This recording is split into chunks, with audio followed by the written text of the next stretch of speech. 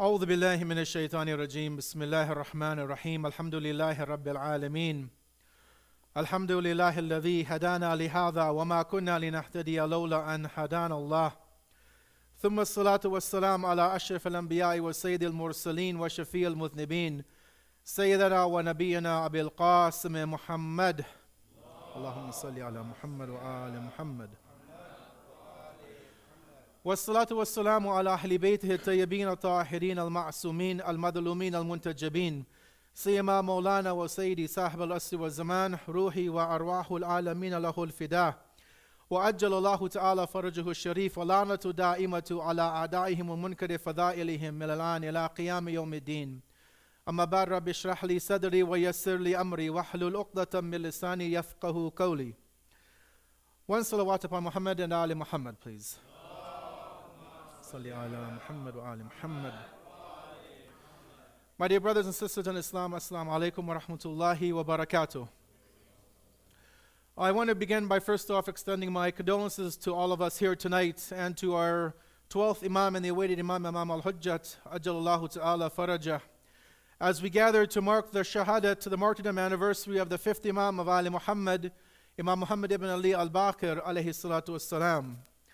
And we ask Allah to accept this act of worship from us, and we ask Allah to give us the tawfiq, the divine providence, to be able to make the ziyarat of Imam Al-Baqir alayhi salam, and to be in front of his grave and to pay our respects to him and the other members of the Ahlul Bayt alayhim salam who are buried in the land of Jannatul Baqi. One salawat upon Muhammad and Ali Muhammad, please. Ali Muhammad. This evening, as we've gathered to mark this important anniversary of the martyrdom of one of the members of the Ahlul Bayt, I have chosen a topic, inshallah, which is reflective of the teachings of the family of the Prophet, and also which will have a resonance and an importance to us as believers living in this day and age. And you know, when you look at the teachings of Ahlul Bayt alayhimus salam, peace be upon all of them, you see that the teachings which they conveyed, which are obviously nothing other than the words of Allah put into a practical form, into a manifestation that you and I can actually work through in our lives. We see that their teachings are just that. They're not teachings, they're not words which are relegated to a museum. They're not words which we merely decorate our walls with. The words of the Ahlul Bayt, peace be upon them, are not just sayings that we memorize and we think about, but rather they are actually words of wisdom which we can apply to our lives to make a better community, to make a better family, a better community, a better society, and ultimately a better earth and on a world in which we live. And when we see the teachings, which inshallah one of them which I want to share with us tonight, we'll see that the Ahlul Bayt were very wide thinking, forward thinking in their approach to Islam. They weren't compartmentalizing Islam and only looking at it from one aspect, but rather their vision was broad. And obviously it was broad because of the fact that they were teaching us a religion which would last for all of eternity, which would supersede all the previous religions and dispensations which Allah had brought through the various prophets. But it also has to be something which would revolutionize society and humanity until the end of time. And so for tonight, I want to look at the topic of Amr bil Ma'ruf and Nahi anil Munkar, enjoining the good and forbidding the evil, in the words of the 5th Imam and in the words of the Quran, and see how does this obligation that we have in the religion, how do we first of all understand it as believers, based again on the hadith and the ayat of the Quran, and then we want to take that to a practical level to see how it is as believers we need to implement this rule within our lives. You know, all of us in this room and believers on a whole around the world, wherever we may be, we know the obligations in terms of how to pray. We know how to make wudu, how to make the taharat, the purification before prayers. We've been praying our entire lives, most of us, even from a young age, before we became baligh, before the time that we were actually obligated to pray. Our mother, our father, the madrasa, the masjid would teach us and instill upon us the importance of prayers. So we all know how to pray. We do it on a regular basis. Fasting, again, is an act that all of us have gone through our entire lives. And we know the basics, and we know, hopefully, even the deeper spiritual rationale behind why we fast. Today, or these days rather, are the days of the Hajj, and I'm sure many people from Edmonton, and obviously the millions of people from around the world are in Mecca performing the rites of the pilgrimage to the house of Allah.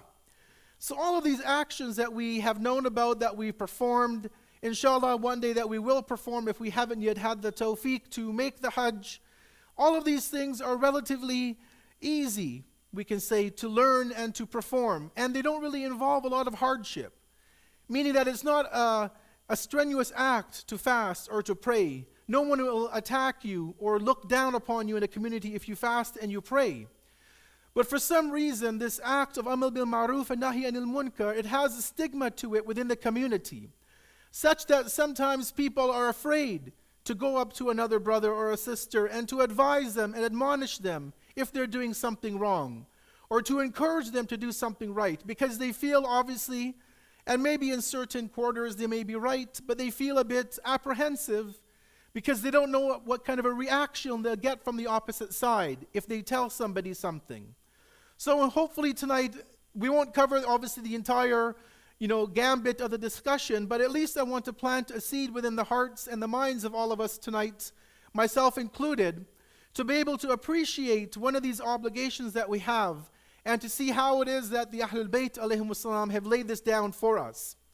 But before that, I want to go a bit into the life of the fifth Imam, obviously just as a form of barakat, to obviously mention his name and know a bit about the Imam that we all follow. He was born in the month of Rajab, according to the historians, in the first of the month of Rajab, in the year 57 after the migration. And he was martyred, he was a shaheed 57 years after that. So he was killed in the year 114 after the Hijrah. Being born in 57, if you do the math, you realize that he was 4 years old when the tragic events of Karbala happened. And we know that all of the male, or almost all of the male members of the family of Imam Hussein and the family of the Ahlul Bayt in general were killed in Karbala. But there were a few who survived that attack and that killing. One of them obviously was our fourth Imam, Imam Zain al-Abidin alayhi salam, and the second one was the fifth Imam. He was a mere 4 years of age when he was in Karbala. And obviously, we may think, well, a 4-year-old child, he may not have any memories of what happened. He was very young and, maybe he didn't realize what happened. But I'm sure that he would have had a recollection, if not given to him by Allah through being the Imam, but just even a child experiencing such trauma at a young age of seeing what happened to his grandfather Imam Hussein, and to his uncle Abul Fadl Abbas, and to the ladies of the Ahlul Bayt, I'm sure all of these things would have weighed hard on the heart of the fifth Imam, and I'm sure he carried that with him, and obviously he did when you look at the way that he spoke after Karbala. So 4 years he lived up until the shahadat of Abi Abdullah al-Hussein, his grandfather, in Karbala. And 34 years post Karbala, he was with his father Imam Zain al-Abidin alayhi salam. And obviously once the fourth Imam was shaheed, the mantle of imamat, of leadership of the community, passed over to the fifth Imam. And he led the community as the Imam for 19 years in the city of Medina. And what we have to appreciate is that 19 years, in addition to the 34 under the time of the fourth Imam, were obviously very difficult for multiple reasons. One of the main reasons was the fact that after the atrocities in Karbala, obviously the Bani Umayyah, the Umayyad dynasty, wanted to make sure that the Ahlul Bayt didn't rise up in revolt, or didn't try to cause sedition or any kind of fitna within the community. So we know, historically speaking, when the fourth Imam, when he took over the Imamat, and they were back in Medina, that he played a very important role in the society, but he had to keep a very low profile. And that's why you saw that the fourth Imam engaged in the du'as, in the supplications, through, for example, the book that we have today, Sahifa Sajjadiyah. And the fourth Imam literally taught the ways of Ahlul Bayt alayhimus salam, not through going on the mimbar and speaking, but the fourth Imam rather used the supplication, the dua to Allah and the munajat to convey ideals of the religion. Other Imams, for example, Amir al-Mu'mineen alayhi salam, he went on the mimbar and spoke in public, and he had that opportunity, he had that tawfiq from Allah to do that. Our fourth Imam wasn't that fortunate because of the political climate of that particular time. But when his martyrdom came along and the fifth Imam took over, we saw another change in the political establishment. There were issues of the Bani Umayyah who wanted to expand their control over the Muslim dominion. They wanted to go and overtake other countries to so-called liberate them and bring them Islam. And on one hand, they were busy with those political maneuvers and military expeditions. And at the same time, you had also the Abbasid regime, the Bani Abbas, who were also trying to make inroads into the community to basically overthrow the Bani Umayyah. So you had two opposite ideologies in a way, and both were fighting for political supremacy in that particular region, in that particular era. And this actually gave the fifth Imam an opportunity to begin his mission to teach the message of Ali Muhammad. And that's why even when we look at his title, when we look at the fifth Imam, he has many names that he's known by. But his most famous title is Al-Baqir, or Baqir al-Ulum, as the extended version of that name would be. And literally, when you look in the historical books of why he was known as Al-Baqir, Baqir literally means one who splits something open. So when we say that he was Baqir al-Ulum, what we mean is that he had that seed of knowledge, and he split the seed of knowledge open and was spreading that out to the masses. In fact, historians tell us, even from the non-Shia point of view, that there were in excess of 15,000 students sitting at the feet of the fifth and the sixth Imam, peace be upon both of them, learning the sciences of Islam. Not just the sciences of Islam, rather, even the worldly sciences. So astronomy was being taught by the fifth and sixth Imam. Chemistry, biology, physics, mathematics. Sciences today that you and I and the world considers as secular sciences, as secular branches of knowledge, the fifth and the sixth Imam were expounding upon these to the tens of thousands of students that were sitting at their feet. So the fifth Imam lived in this environment where he had that opportunity, that ability to spread the knowledge of Islam, to teach the masses, to really regain, that seed of knowledge which the Prophet left to Amir al-Mu'mineen, and which was dormant, unfortunately, because of the political affairs at that particular time. And one of these teachings that the fifth Imam left for us is the issue of Amr bil Ma'ruf and Nahi anil Munkar. And I want to begin with this hadith, which is again coming to us from the fifth Imam, Imam Al-Baqir alayhi salam. And he gives us a very comprehensive outlook at what enjoining the good and forbidding the evil entails. He says, Innal amra bil ma'ruf wa nahi anil munkar sabilul anbiya. He says that indeed enjoining the good and forbidding the evil is the path of the prophets. That this is not just a new invention that Rasulullah brought, but rather every other messenger that came before Rasulullah, his message was also to enjoin the good and forbid the evil. Maybe not that phrase, maybe they didn't use that similar terminology, but that was a universal message given to us by all of the prophets. And he says it is minhajus sulaha, that it is the way of the righteous individuals. He says, faridatun azimatun biha tukamul fara'idhu. He says this is a very azim, it's a very grand, it's a very exalted, very noble obligation through which other obligations are also implemented within the society. In essence, he's saying that through this act of enjoining the good and forbidding the evil, everything else within a society can take place. It's as the foundation of the religion is based upon these two principles, upon which you can build the other aspects of the religion, praying and fasting and zakat and charity.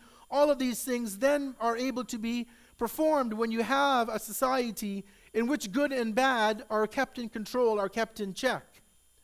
He then says, وَتَعْمَنُوا الْمَذَاهِبْ وَتَهِلُّ الْمَقَاسِبْ.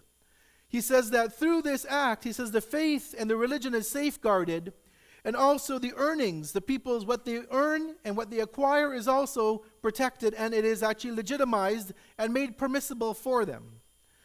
He says, وَتُرُدُّ الْمَظَالِمْ وَتَأْمُرُ الْأَرْضِ. He says that when you do these acts, and we fulfill this obligation, he says the rights of others which have been misappropriated are returned back to them. And the earth is put in its rightful place. The earth is maintained. And he says, وَيَنْتَسِبُ مِنَ الْأَعْدَاءِ وَيَسْتَقِيمُ الْأَمْرِ. He says also the rights of the opponents who have been taking the rights of other people, you're able to reclaim those rights through a non-violent means. And he says at the end that the affairs are made firm. So everything basically is rooted in this. The religion, the personal effects, the societal impact, everything goes back to enjoining the good and forbidding the evil.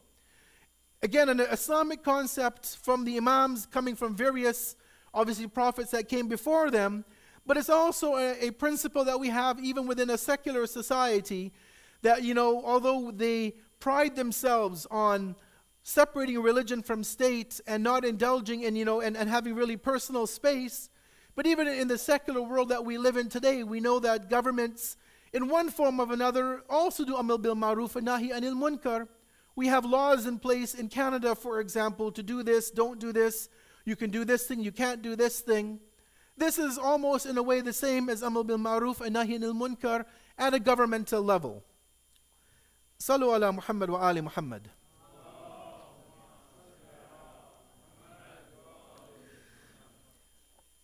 If we look at it from a Quranic perspective, and just want to share one verse with us, because the Quran is replete with ayat that talk about this act of enjoining the good and forbidding the evil.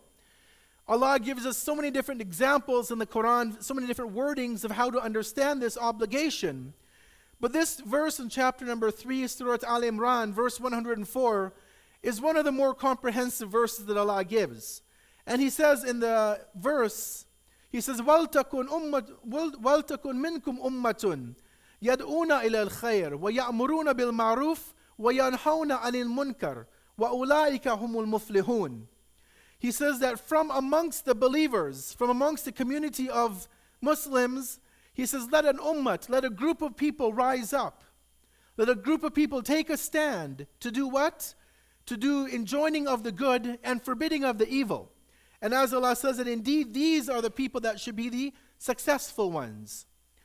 Now the Quran, as I mentioned, gives us a lot of different indicators of amr bil ma'ruf and nahi anil munkar. In other ayat, Allah talks about the munafiqun, the hypocrites. And when Allah describes the hypocrite, who he or she is, He says that they are the exact opposite of what a true believer is. So whereas you and I as believers are obligated with certain conditions to enjoin the good upon others and forbid the evil, Allah says in the Quran that the munafiqun, they do what? They enjoin the evil and they forbid the good. So that is one indicator we see in the Quran of the difference between a believer and a non-believer, is that those who do not believe, those who pretend to be, those who submit to the message of Allah, they actually turn the religion upside down. They don't encourage people to do good, they encourage people to do evil. They don't keep people away from evil, they actually encourage people to do the bad things within a society. And this we see is one of the clear distinctions and one of the clear markings between a mu'min and a munafiq, between a believer and one who is a make-believe, one who is a false believer, one who is merely putting on a show of iman to fool people within a society. But we see that Allah gives us indicators of what they are and how they are so we can identify them and that we can strive to be not like those individuals.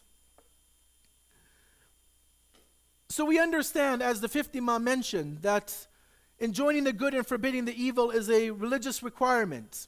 The Quran tells us that the believers are those who enjoin the good and forbid the evil. But one of the questions which should come up in our minds is that what is good? What is ma'ruf? And what is evil? What is munkar? Because there's a lot of definitions, and if you ask 10 believers, you may get 10 different answers of what is good and what is bad.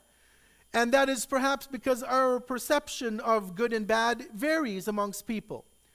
But if we look at how the Quran would define good and bad, or how the hadith would define what is ma'ruf and what is munkar, what is permissible, what is good, what is bad, then we might get a different definition than if you ask the believers in a room who have gathered together. And we know at one level, ma'ruf, what is good, are things which are mentioned within the Quran at a very simplistic level. If I drop it down to the very lowest common denominator, Ma'ruf, or what is good, are things which are known. And even the word ma'ruf comes from the Arabic of what is known, right? So ma'ruf is what is known in a society to be good, within an Islamic society, obviously specifically. And munkar are those things which, again, are bad from a societal point of view, which everybody should be able to recognize.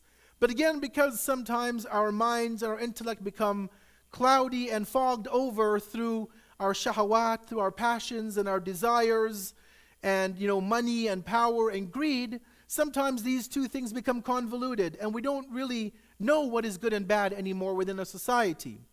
But at one level, good and bad are those things which the religion teaches us to uphold, things to perform within a religion. But an even deeper definition is given by the late scholar Ayatollah Shaheed Murtada Mutahari.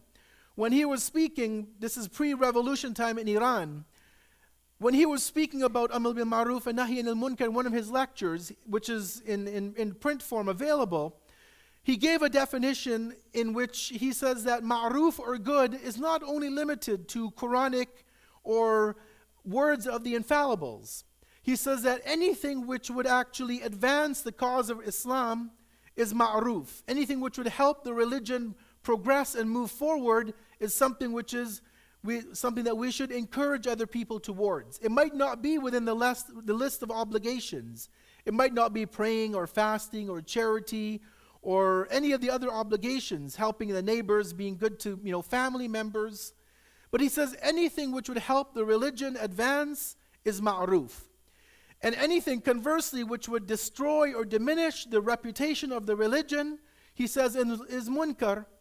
So today we may see things happening around the world that Muslims themselves are doing, which are giving our religion a bad name. It might not be something haram per se. It might not be something which is forbidden for Muslims to do, but that action we see would be causing a negative reaction against Islam and the Muslims around the world.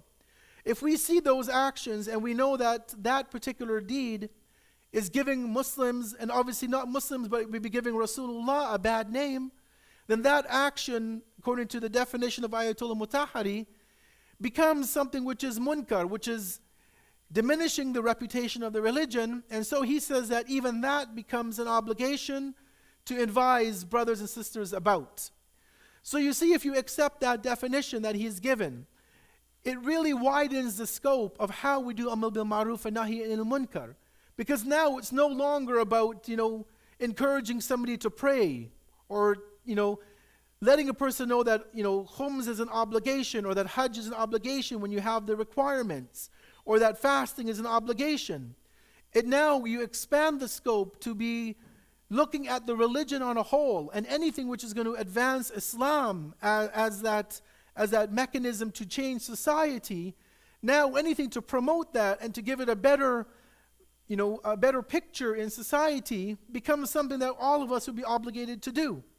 And conversely, anything which would diminish the religion and make it be something which people would mock, as we see today in the media, as we see today in the world. And anything which would, again, diminish the status of Rasulullah. Obviously, we know that the Prophet has the greatest status, and Allah says in the Quran, وَرَفَعْنَا لَكَ ذِكْرَكَ, that the Prophet's status can never be diminished. We can never drop the messenger's status down, but we can do actions which would lower how people perceive the messenger of Allah in our societies today. So if we understand that, then we'll see that Amr bil Ma'ruf and Nahi anil Munkar isn't just in the masjid. It's not just at home with our families. Rather, it actually takes on a huge global scale where we're looking not at only personal benefit and harm, but we're actually looking at it at a global level of Islam and how it is perceived in the world and wherever in the world that may be. Sallu ala Muhammad wa ali Muhammad.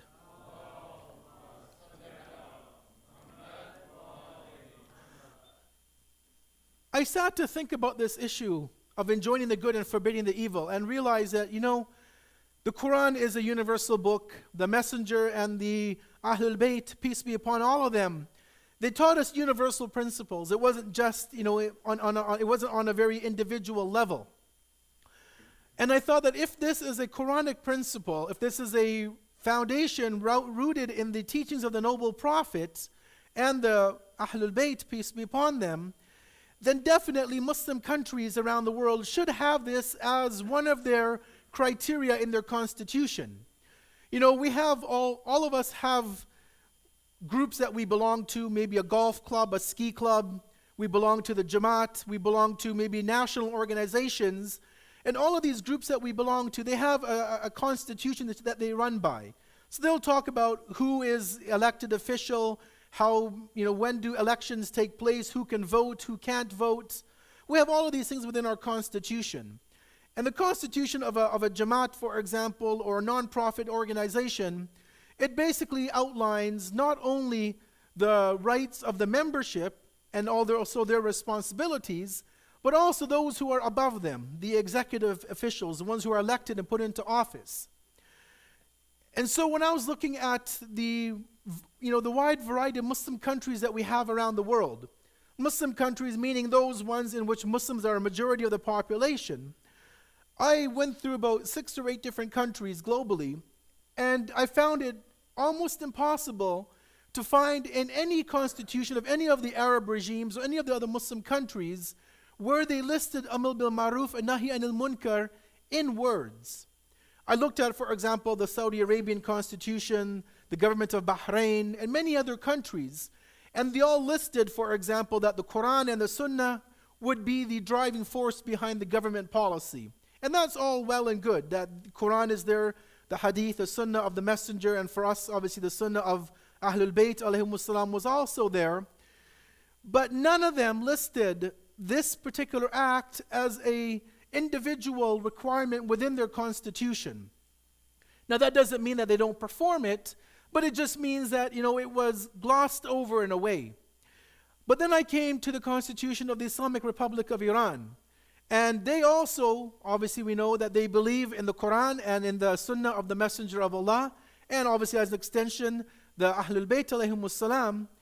But they put a radically different twist on Amr bil Ma'ruf and Nahi anil Munkar, and how it relates to the nation itself. And in the actual wording from the actual official translation of their constitution, they say that in the Islamic Republic of Iran, Al-Amr bil Ma'ruf wa Nahi anil Munkar is a universal and a reciprocal duty that must be fulfilled by the people with respect to one another, by the government with respect to the people, and by the people with respect to the government. So, subhanAllah, this gives us such a much greater scope to understand the application of this ruling in. Because many people think that, the government is above criticism. You can't criticize your prime minister, people tell us. You can't criticize your president. You can't criticize, MPs and MPPs. You can't criticize the mayor. You can't criticize the Jamaat. But we see that in the Islamic Republic of Iran, their constitution shows us that at one level, the believers in the community, in the society, in their country, they need to perform Amr bil Ma'ruf and Nahi anil Munkar. The government also has to do that responsibility because the government is an Islamic government. They have the obligation to implement Islam to the best of their ability, obviously within the times of the ghaibat of our 12th Imam. But the interesting part for me also was that they say that the people also have a right to inform their government when they're not fulfilling the obligations of the religion. Again, you think about it on a level of a secular society that we live in, for example, or so-called secular. They claim to be secular, but we know that there is still religious underpinnings within the way the governments run. But more or less, we're not given, we're not really encouraged or told. We don't hear, for example, from our government officials, that they should be encouraged to be put on the right track when they make mistakes. And in fact, we know that in this society, people who are known as the whistleblowers, who are reporting on government waste and government mismanagement, they're not encouraged, but a lot of times they lose their jobs for telling the government that they're doing something wrong. But Islam, we see, is completely radically different. That the Islamic model of leadership and governance means that even if the leader is doing something wrong, he has to be corrected by the people, obviously with the proper adab, the proper mannerisms and akhlaq, and the way you speak to the individual. But we see that in Islam, on a theoretical basis, nobody is above the law. that even the leader, even the government, even the system of governance that is in place, even they have room to be questioned and to be taken to task when something is not done correctly. And they shouldn't be, for example, those who shed light on government inaccuracies, or when governments don't follow their own policies. They shouldn't be reprimanded, but rather they should be respected and actually given respect that they have actually helped one another to come to a level of true submission to Allah subhanahu wa ta'ala. Sallu ala Muhammad wa ali Muhammad.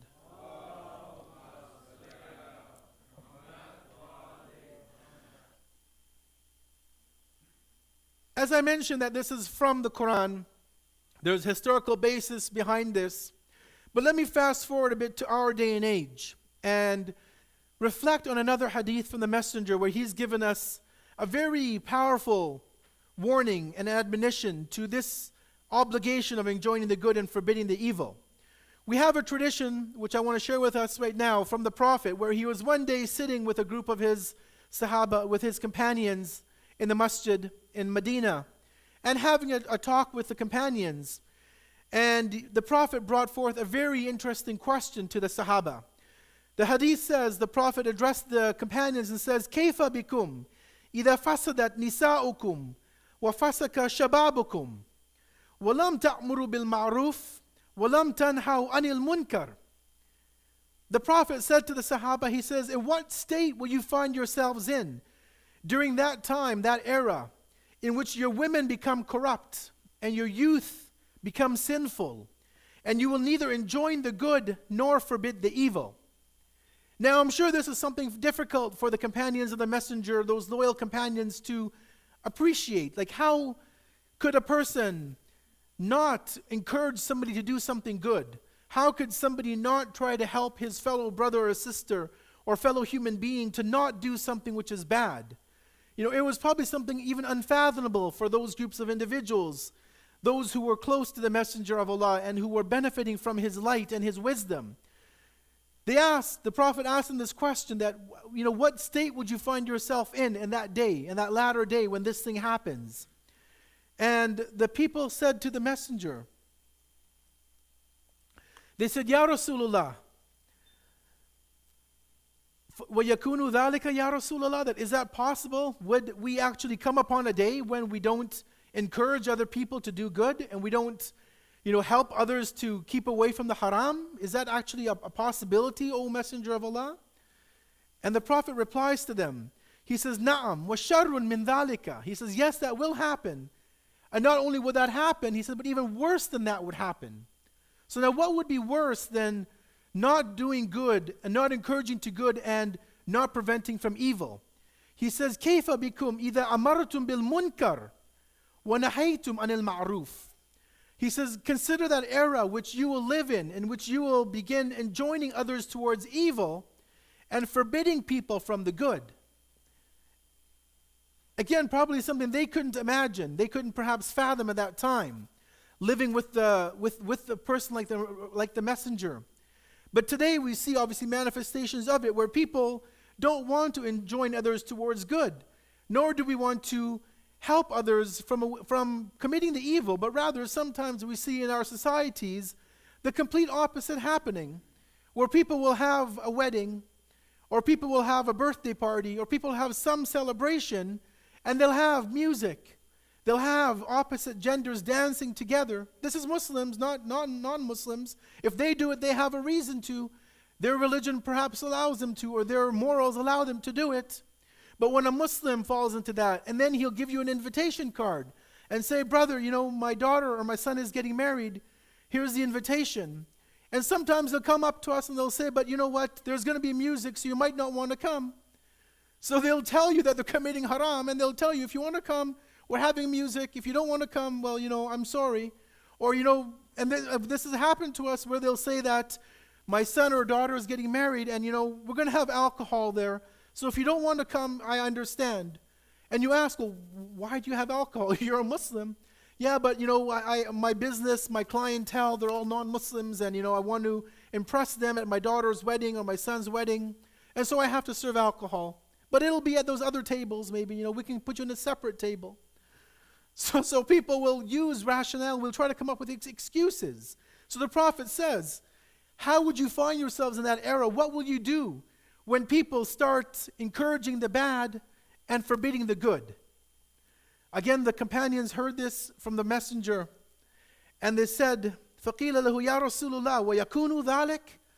O Messenger of God, is that possible? Can we actually get to that level of degradation where we will encourage people to do bad and we will refrain people from doing good? And the messenger obviously replied to them, and he says, Na'am wa sharrun min dhalika. He says, yes, you will do that, but you'll even be worse than that. So what could be worse than A, not doing amr bil ma'ruf and nahi al munkar? B is encouraging the bad and forbidding the good. The Prophet said that level 3 is even worse than those two.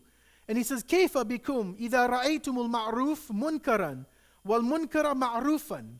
He says, how will you find yourselves in that day and age when good will be considered as evil and evil will be considered as good? So not only would people not enjoin good and evil, but things would be completely 180 degrees opposite. The religion, the morals, the akhlaq, the society will change so much that things which should have been bad would now be good, and things which used to be good would now be bad. And we see that in this day and age as well. We see it where 20, 25 years ago, to be a person who was known as being in the closet, it wasn't spoken about. If you were a person who enjoyed that lifestyle where you were with a partner of the same gender, you kept it to yourself. You didn't speak about it in society. But today, 25, 30 years later, now people come out of the closet. It becomes the norm in society. Something that was evil, even within the Western society, which was evil, is now considered as good. It's commonplace. Unfortunately, even you have Muslims, na'udhu billah, who are engaged in having open groups of this on university campuses where our children go. They have groups that encourage this from a Muslim perspective. May Allah protect us from that. But we see that today, and I'm sure as we go towards the dhuhr of our 12th Imam, this will become even more and more where good will be looked upon as evil. Young men and women want to get married at a young age, to have a family, to have that stability and security. And the parents say, no, my child is too young to get married. I'll wait for my daughter or my son to go to university and get the degree and get the house and get the car and have all of that. Then they can get married. So we ourselves also change good to evil and evil to good, even through our own negative culture that we bring into the religion and our way of thinking of the world. We bring these teachings into the religion, and then we see the society, how it is and what has become of it. Let me end with one final part about Amr bil Ma'ruf and Nahi Anil Munkar. And that is that how do we look upon this obligation? You know, in Islam we have two sorts of obligations, two types of wajibat. We have obligations which are an individual and some which are a collective. So all of us in this room, all of us have to pray our salat from the time we become baligh until the time we die. I can't tell you, you know what, brother, I don't want to pray today, so can you pray for me? Here's $10. Pray my salat for me. I can't do that. I can't pay somebody to pray for me while I'm alive. Yes, when I'm dead, I can leave that in my will if I miss some prayers, but while I'm alive, I have to pray my own prayers. Fasting as well, I have to fast. If I can't, then I can pay the kafara, but I have to do it on my own as an obligation. Hajj is the same thing. They're obviously, you have to do it. If you can't, then there's exceptions, but it is an individual responsibility to do, and you yourself have to take care of it. But our ulama tell us that encouraging the good and forbidding the evil is a collective obligation, meaning that on all of us, we have to perform this act. But if one person or a group of people rise up to do it, then all of us are absolved of it. So it's like learning Islamic knowledge, to go to the Hawza Ilmiya and to study Islam, to become experts in religion, to become a faqih, is an obligation that all of us in this room have. All of us here today, it is a wajib for all of us to go to Iran or to Najaf and to study in the Hawza to become mujtahideen. So we have to all sell our homes and move to Najaf tomorrow, inshallah. But who would do that? Nobody probably, but maybe one or two young men or women here will decide to go to the Hawza and study. Those 1 or 2 men or women who go, they have lifted the burden off of all of our necks. So by them going to the study in the Hawza, they are basically taking that burden off of all of our shoulders. And in fact, the late Ayatollah Shaykh Ali Mishkini, in one of his books, he writes that if a student or a man or a woman goes from their home to study in the Hawza, because they have lifted the burden off everybody else's heads in that particular city, it now becomes an obligation, it becomes a wajibat on the community to financially support that student while they're studying in the Hawza. So they have left their comforts of Canada to study in Najaf, or in Qom, or in Mashhad, or in Karbala. They've left the comforts of Canada and the homes and the nice air conditioning and the environment to study in a very difficult area. We're now obligated to pay them money to study and to take care of themselves. But Amr bil Ma'ruf and Nahi al-Munkar is one of those things that's like that if somebody from the community has the criteria, they have the aptitude, they have the ability to do it, and they perform it, then all of us are absolved of that particular responsibility. So keeping in mind that all of us have to do it, and we're all saved if one person does it, and if nobody performs it in the community, then all of us are guilty as sinners. Sallu ala Muhammad wa ali Muhammad. One last point I'll end with this is that as with all the obligations we have in our religion, we have prerequisites that we have to do. So we know to pray we have to have taharat wudu or ghusl or tayammum. To pray we need to know the qibla, we have to have pure clothing, we can't have stolen clothing or misappropriated clothing we're wearing. Amr bil Ma'ruf and Nahi al-Munkar, also we have criteria that we have to perform or that we have to be there as prerequisites in order for this to become an obligation. One is that you have to be knowing what is good and what is bad. As we mentioned in the beginning, if you don't know ma'ruf and munkar, you can't guide somebody else. If you see somebody doing something, praying, and you don't know are they praying the right way or the wrong way, or doing this right or wrong, then you can't go and advise that person because you yourself don't know.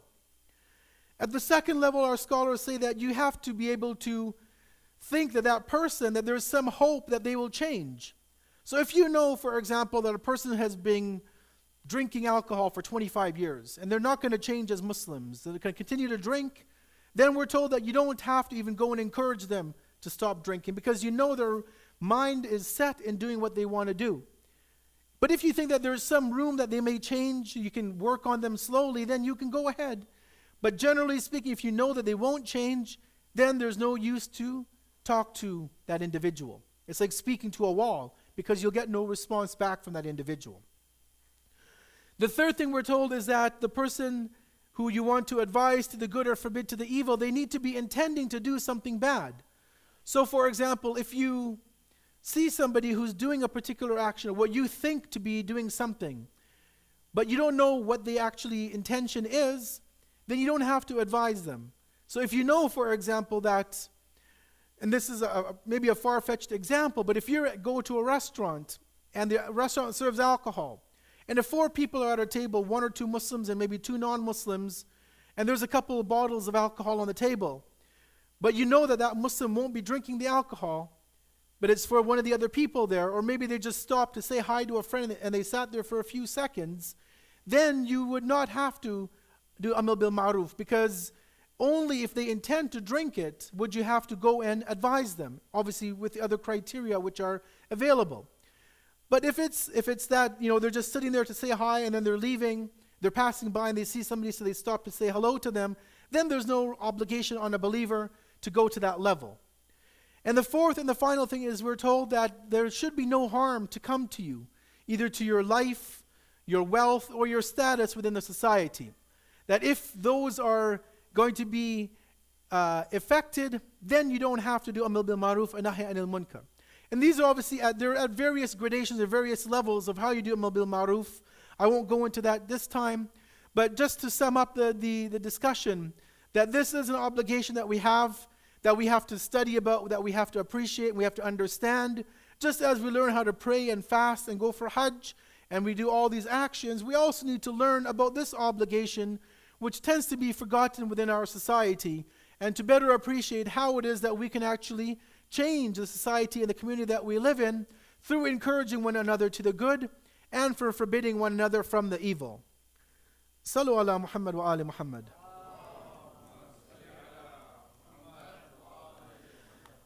Let me end with just a few words about the shahadat of the fifth Imam whose martyrdom we're marking tonight. As we mentioned, he lived for only 57 years, and his life was cut short by the government of the time, Hisham ibn Abdul Malik, who was the Khalifa, the so-called Khalifa of the time. And we know when we study the life of the fifth Imam that he didn't openly preach rebellion against the government. He didn't preach a message of overthrow of the government of the time. The only thing the fifth Imam did, as we mentioned, was to teach and educate the masses about the religion of Islam. But we look in the history books and we realize that that preaching of the religion and teaching of the message is actually what brought anger to the minds of the government of the time. Because they saw that people would be flocking towards the members of Ahlul Bayt to learn from them, to hear their messages, that this actually became the catalyst for why every Imam was killed in the way that they were killed. We're told that as the Imam approached this part of his life, as he was preparing for his shahadat, that there's a few different narrations of how the Imam was killed. Both of them mention that it was actually poison given to the Imam. Some of the narrations mention that the Imam had been given something to eat or some food, something to drink which was poisoned. Other traditions mention that the saddle of his horse had been poisoned in such a way that the poison, when he sat on the horse, penetrated through the clothing into the skin of the Imam, and that he died in this particular way. But whatever way it is, brothers and sisters, that the fifth Imam left this world, it was definitely not as grievous as what the Imam had to see in Karbala when the fifth Imam saw Abi Abdullah al-Hussein on the plains of Karbala on the day of Ashura. And we can only imagine what it would have been for a 4-year-old child to look over onto the plains of Karbala and to see so much bloodshed, to see so much killing and agony, to see his grandfather Imam Hussein, the one whom the Prophet used to call as the leader of the youths of paradise. We can only imagine what it was for the fourth Imam to see his grandfather Abi Abdullah, to have shimmer sit on the chest of Imam Hussein, and to run that sword back and forth over the neck of Imam Hussein. وَسَيَعْلَمُ الَّذِينَ ظَلَمُوا أَيَّ مُنْقَلِبٍ يَنْقَلِبُونَ إِنَّ لِلَّهِ وَإِنَّا إِلَيْهِ رَاجِعُونَ. Ya Allah, we ask you by the blessings of Imam Al-Baqir that you accept this act of worship from us. Ya Allah, we ask you to keep us all on the path of Muhammad and Ali Muhammad, that we don't leave this world except as followers in the ways of Muhammad and Ali Muhammad. Ya Allah, we ask you by the blessings of the fifth Imam to cure all of those who are sick, those who are in need of du'as. Ya Allah, we ask for the fifth Imam's shafaat to cure our sickness and to keep us all on Sirat al-Mustaqim. ربنا تقبل منا إنك أنت السميع العليم. ماتم حسين.